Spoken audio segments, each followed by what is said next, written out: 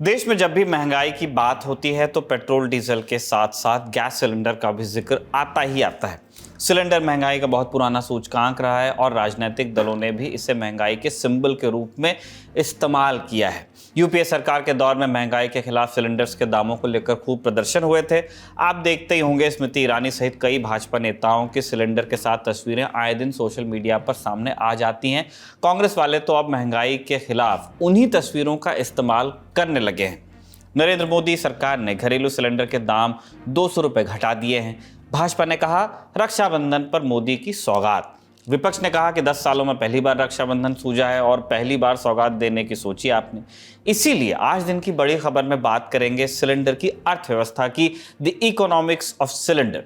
पिछले 5 सालों में सिलेंडर के रेट कितने बढ़े और घटे, डेटा सहित सब कुछ बताएंगे। सरकार के इस फैसले से तेल कंपनियां कैसे प्रभावित होंगी और क्या जैसा विपक्ष का आरोप है आसन्न चुनाव के चलते ही रेट घटाए गए हैं, या जैसा सरकार का तर्क रहा है अब तक कि अंतर्राष्ट्रीय बाजार तय करते हैं कि पेट्रोल और रसोई गैस की कीमत क्या होगी।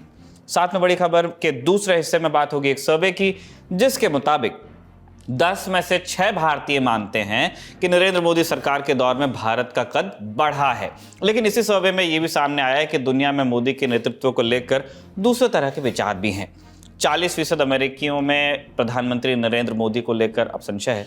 यूरोप के कुछ देशों के मन में भारत को लेकर बैर पनप रहा है और मेक्सिको और ब्राजील में नरेंद्र मोदी के नेतृत्व के खिलाफ आलोचना के सुर सुनाई दे रहे हैं। इनमें से कई देशों के राष्ट्राध्यक्ष जल्द ही G20 की बैठक के लिए भारत आएंगे। ऐसे में उनके मुल्क की जनता हमारे राष्ट्राध्यक्ष के बारे में क्या सोचती है, इस पर विचार होगा। नमस्ते, मेरा नाम है निखिल और आप देख रहे हैं दी लल्लन टॉप शो। प्रधानमंत्री नरेंद्र मोदी की अध्यक्षता में 29 अगस्त को हुई कैबिनेट की बैठक में फैसला लिया गया कि 14.2 किलो वाले सिलेंडर का दाम 200 रुपये कम किया जाएगा। इसे घरेलू सिलेंडर कहते हैं। आमतौर पर घरों में हम इसी सिलेंडर का इस्तेमाल करते हैं। अगर दिल्ली के हिसाब से देखें तो अब ये सिलेंडर आपको 903 रुपये में मिलेगा, वहीं कोलकाता में इसका रेट 929 रुपये होगा। अलग अलग शहरों के हिसाब से थोड़ा बहुत फ़र्क आ जाता है। इसका कारण है कि गैस सिलेंडर उपलब्ध कराने वाली एजेंसीज अपने खर्च को जोड़कर आपको सिलेंडर उपलब्ध करवाती हैं। प्रधानमंत्री उज्ज्वला योजना के लाभार्थियों को 200 रुपये का फायदा अतिरिक्त मिल जाएगा, क्योंकि उनके खाते में पहले से ही सब्सिडी के रूप में 200 रुपये आ रहे हैं, अब भी आते रहेंगे। लेकिन मार्केट में जो वो सब सिलेंडर खरीदते हैं उसका दाम 200 रुपये कम हो गया है, तो 200, 200, 400 बताया जा रहा है। प्रधानमंत्री नरेंद्र मोदी का भी इस पर बयान आया है। उन्होंने ट्विटर पर लिखा, एक्स पर, रक्षाबंधन का पर्व अपने परिवार में खुशियां बढ़ाने का दिन होता है। गैस की कीमतों में कटौती होने से मेरे परिवार की बहनों की सहूलियत बढ़ेगी और उनका जीवन और आसान होगा। मेरी हर बहन खुश रहे, स्वस्थ रहे, सुखी रहे, ईश्वर से यही कामना है। जाहिर सी बात है, सिलेंडर के दाम कम होने से लोगों को सहूलियत तो होगी, राहत मिलेगी, क्योंकि पिछले कुछ सालों में सिलेंडर के दाम लगातार बढ़े भी हैं। तो अब महंगाई से जूझ रहे लोगों को कुछ राहत मिल जाएगी, क्योंकि जुलाई 2023 में खुदरा महंगाई की दर 15 महीने के उच्चतम स्तर 7.44% पर पहुंच गई थी। पिछले सालों में सिलेंडर के दाम कितने बढ़े, इसका किस तरह से लोगों पर असर पड़ा और अब इसका राजनीतिक कनेक्शन क्यों खोजा जा रहा है, ये सब बताएंगे। लेकिन पहले बेसिक समझिए। आप ये समझिए कि एलपीजी सिलेंडर की कीमत कैसे तय होती है। इस सवाल का जवाब जानने के लिए आपको गैस सिलेंडर की कीमत निर्धारित करने का गणित समझना पड़ेगा। एलपीजी गैस की कीमतें अंतर्राष्ट्रीय बाजार के हिसाब से तय होती हैं। देश में आधी से ज़्यादा रसोई गैस बाहर से आयात की जाती है। इसी महीने केंद्र सरकार ने लोकसभा में बताया था कि भारत अपने घरेलू एलपीजी खपत का 60% से भी अधिक का आयात करता है। सरकार सीधे तो गैस उपलब्ध कराती नहीं है, इसका जिम्मा उसने ऑयल एंड गैस कंपनीज को दे दिया है। वहीं गैस कंपनियां जिनके नाम के सिलेंडर आपके पड़ोस वाली गैस एजेंसी से आते हैं, जैसे इंडियन ऑयल का प्रोडक्ट है, एचपी का प्रोडक्ट है, भारत गैस, भारत पेट्रोलियम का प्रोडक्ट है। ये कंपनियां गैस खरीदती हैं और ज़रूरतमंदों को उपलब्ध कराती हैं, ग्राहकों को। अब चूंकि गैस आती है और बाहर से आती है, तो ये कीमतें अंतर्राष्ट्रीय बाजार में गैस की कीमतों के हिसाब से ऊपर और नीचे होती रहती हैं। इसमें गैस की कीमत के अलावा उसे ठिकाने तक पहुंचाने की कीमत, इंश्योरेंस, कस्टम ड्यूटी और पोर्ट ड्यूटी जैसे चार्जेस भी जुड़ते हैं। सारा धंधा डॉलर की कीमत पर होता है। ऐसे में इस बात का असर भी पड़ता है कि रुपए के एवज में डॉलर का प्राइस क्या चल रहा है। आप एक बात पे ध्यान दीजिए, हमने यहाँ सिर्फ उन कंपनीज के नाम लिए जिनमें सरकार की हिस्सेदारी मेजॉरिटी में है, मेजॉरिटी स्टेक है। देश में कई निजी कंपनियां हैं जो इसी तरह गैस का उत्पादन या आयात करती हैं और एलपीजी की बॉटलिंग कर उसे बेचती हैं। आप वो सिलेंडर भी ले सकते हैं, लेकिन जाहिर है निजी कंपनियों का फोकस फायदे पर होता है, इसीलिए इनके सिलेंडर अपेक्षाकृत महंगे पड़ते हैं। सो जनता की पहली पसंद सरकारी कंपनियां हैं और इन्हीं के दामों को लेकर राजनीति भी होती है। खैर, लौटते हैं विषय पर, यानी सिलेंडर की प्राइसिंग पर। देश में एलपीजी के दाम अंतर्राष्ट्रीय बेंचमार्क सऊदी कॉन्ट्रैक्ट प्राइस यानी सीपी से तय होते हैं। इसी महीने सरकार ने लोकसभा में बताया कि साल 2020-21 से साल 2022-23 के बीच सऊदी सीपी मूल्य $415 प्रति मीट्रिक टन से बढ़कर $712 प्रति मीट्रिक टन हो गया, यानी भारी उछाल तो आया है।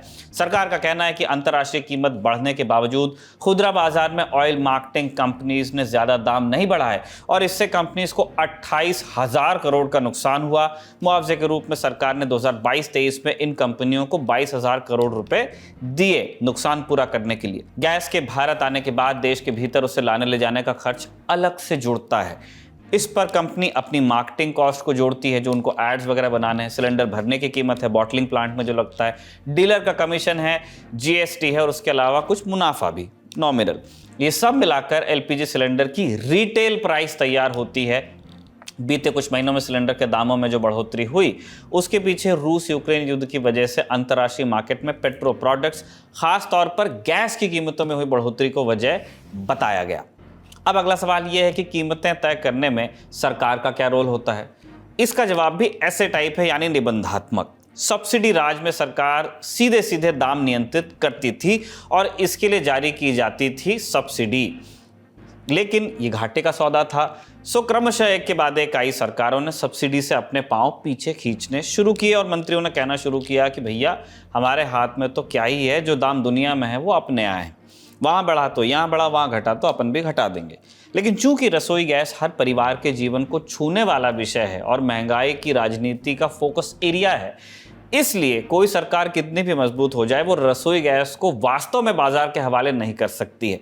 कुछ नियंत्रण प्रत्यक्ष हैं और कुछ परोक्ष तरह के हैं। मोदी सरकार ने एक नवाचार किया इसमें, उसने प्रत्यक्ष हस्तक्षेप का तरीका बदला, सुधारा भी कह सकते हैं। तेल कंपनियों से कहा गया कि वो बाजार मूल्य पर गैस बेचें, ग्राहक को जो राहत देनी होगी वो सरकार उसके खाते में डाल देगी, यानी डायरेक्ट बेनिफिट ट्रांसफर, जिसे हम डीबीटी कहते हैं। जरूरतमंद परिवारों के लिए सरकार उज्ज्वला कनेक्शन दे ही रही है। इसमें भी वही व्यवस्था है कि सिलेंडर आप मार्केट प्राइस पर ले लीजिए, जितना वो बोल रहा है उसको दे दीजिए, जो छूट सरकार को देनी है वो आपके खाते में आ जाएगी। जाहिर है केवाईसी के चलते इसने लीकेज को अगर बंद नहीं किया है तो प्लग तो कर ही दिया है, यानी सुधार हुआ है। वैसे इसका मतलब ये नहीं है कि सरकार ने तेल कंपनियों को खुला छोड़ दिया है कि जो करना है करो। याद कीजिए, हमने अभी अभी कहा था कि कुछ नियंत्रण परोक्ष भी होते हैं। यहाँ तक आते आते लगता है कि सब कुछ अच्छा ही अच्छा हो रहा है। तब हम तस्वीर के दूसरे पहलू पर गौर करते हैं कि सरकार जो छूट खाते में ट्रांसफर करने की बात कह रही थी उसका क्या हुआ।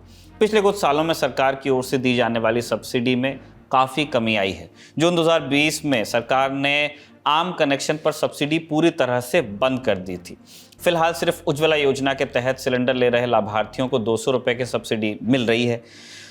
अब एक और अहम सवाल पर आते हैं जिसको लेकर सबसे ज़्यादा चर्चा हो रही है, वो है बीते सालों में सिलेंडर के बढ़ते दाम। सीधा कहें तो पिछले 9 सालों में एलपीजी सिलेंडर के दाम 2.5 गुना से भी ज़्यादा बढ़े हैं। मार्च 2014 में सिलेंडर का रेट था 410 रुपये। ये सब्सिडाइज रेट था और हर कोई इसका लाभ ले रहा था, ले सकता था। अब 200 रुपये घटाने से पहले सिलेंडर का दाम 1103 रुपये था।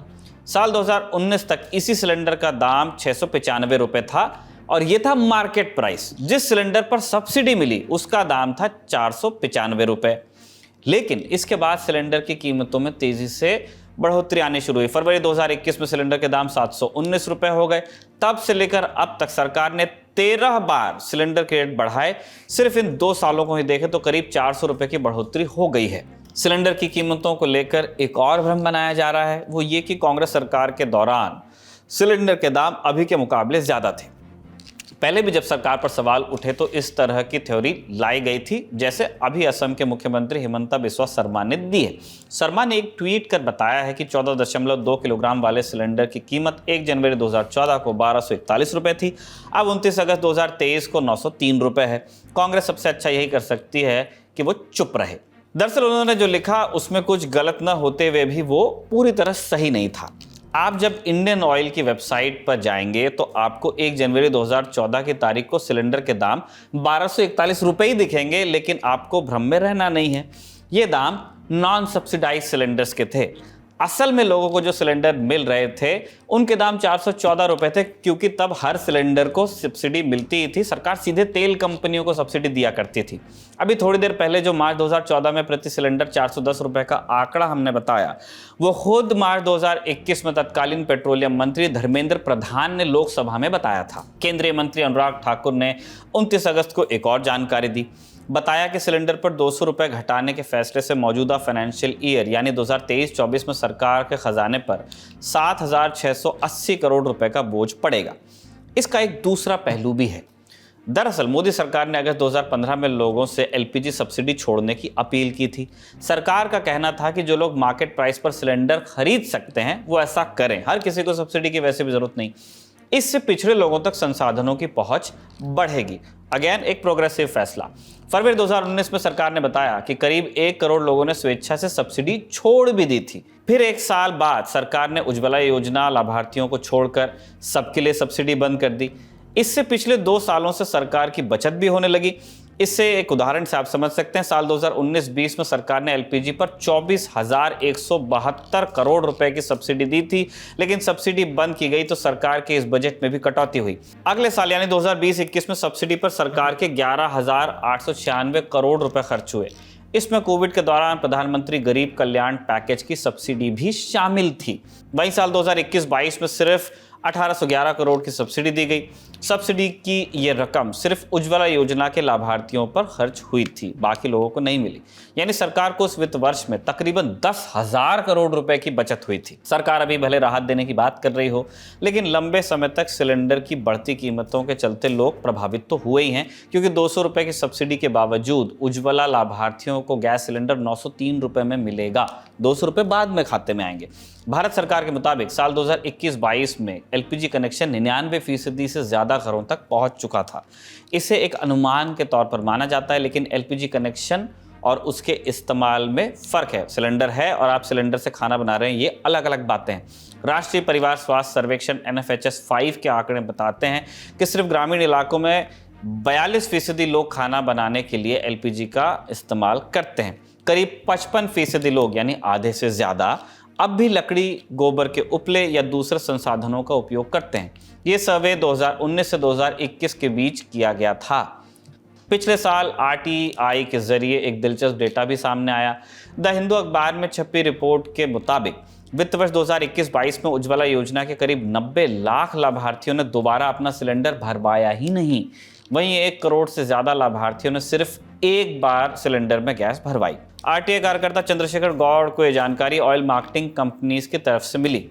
इसके अलावा एक और जानकारी है। पिछले साल लोकसभा में सरकार ने बताया था कि उज्ज्वला योजना के लाभार्थी सालाना औसतन 3.66 बार सिलेंडर ही रिफिल करवा रहे हैं, यानी हर साल सिर्फ 3.5 सिलेंडर।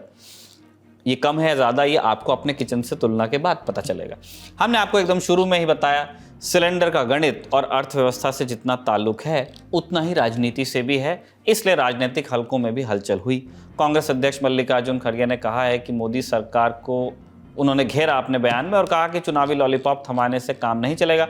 9 साल तक आम आदमी की जिंदगी तबाह की गई और अब स्नेह भेंट की याद आई है। उधर बिहार के डिप्टी CM तेजस्वी यादव ने कहा कि विपक्ष के दबाव में LPG सिलेंडर के दाम कम किए गए हैं।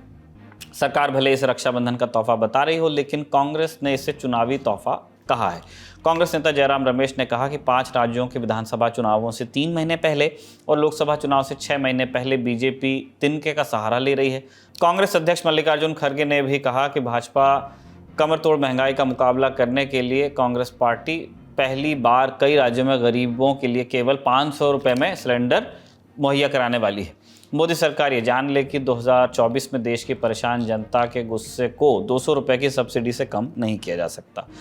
दरअसल मध्य प्रदेश चुनाव से पहले कांग्रेस ने वादा किया है कि वो राज्य में गरीबों को 500 रुपये में सिलेंडर उपलब्ध करवाएगी।